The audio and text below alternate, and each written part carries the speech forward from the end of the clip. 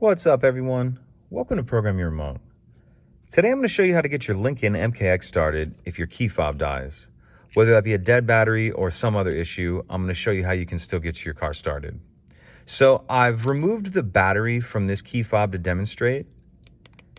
As you can see, none of the buttons are working. If I try to start it,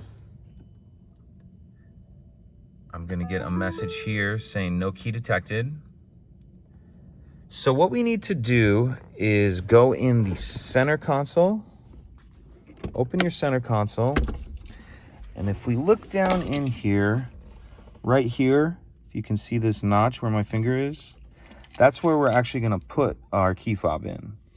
So we're going to slide it in there like that. And then if we come over here, it should start as it normally would now.